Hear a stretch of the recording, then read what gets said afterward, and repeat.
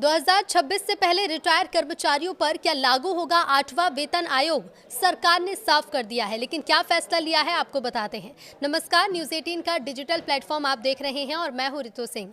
Finance ministry द्वारा parliament में दिए गए स्पष्टीकरण ने केंद्र सरकार के पेंशनर्स की एक बड़ी चिंता को दूर कर दिया है।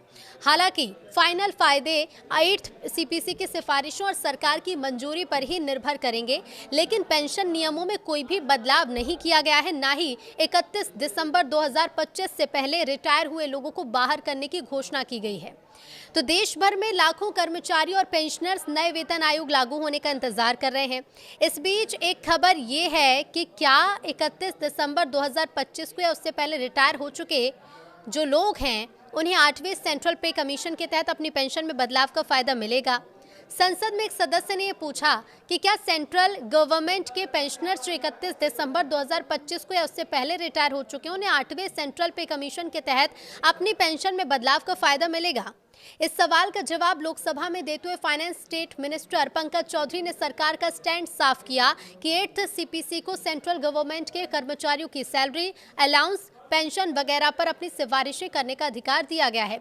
इसका मतलब है कि 8th पे कमीशन के अधिकार में सैलरी और अलाउंस के साथ पेंशन भी साफ तौर पर शामिल है। सरकार ने यह भी कहा है कि पेंशन के मामले सेंट्रल सिविल सर्विसेज रूल्स 2021 और सेंट्रल सिविल सर्विसेज रूल्स 2023 के तहत आते हैं। पेंशन में बदलाव सेंट्रल गवर्नमेंट द्वारा जारी किए गए आम ऑर्डर के जरिए किया जाता है, जिसमें पे कमीशन की मानी हुई सिफारिशों को लागू करना भी शामिल है। अब खास बात यह है कि फाइनेंस मिनिस्ट्री ने यह साफ किया कि फाइनेंस एक्ट 2025 के पार्ट 4 ने मौजूदा सेंट्रल सिविल सर्विसेज रूल्स और पेंशन लायबिलिटीज को कंट्रोल करने वाले प्रिंसिपल्स को वैलिडेट किया है और ये मौजूदा सिविल या डिफेंस पेंशन में कोई बदलाव नहीं करता है। आसान शब्दों में अगर समझें तो फाइनेंस एक्ट ने पेंशनर्स के बीच कोई भी नया फर्क नहीं डाला।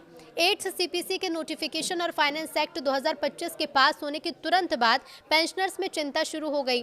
कई रिटायर लोगों को डर था कि 1 जनवरी 2026 जैसी कट ऑफ डेट का इस्तेमाल किया जा सकता है। जो लोग लागू होने से पहले रिटायर हो गए थे उन्हें पूरा फायदा नहीं मिल सकता। सरकार रिटायरमेंट डेट के आधार पर पेंशनर्स की अलग अलग कैटेगरी बना सकती है। ये चिंता कोई नई नहीं है। पिछले पे कमीशन के दौरान भी पिछले और आने वाले रिटायर लोगों के बीच बराबरी को लेकर ऐसी ही बहस हुई थी। हालांकि नई सफाई से ये साफ हो गया है कि 8th CPC का मैंडेट पेंशन को भी कवर करता है। आखिरी डिटेल्स कमीशन की सिफारिशों और सरकार द्वारा मानी गई सिफारिशों पर ही निर्भर करेंगी।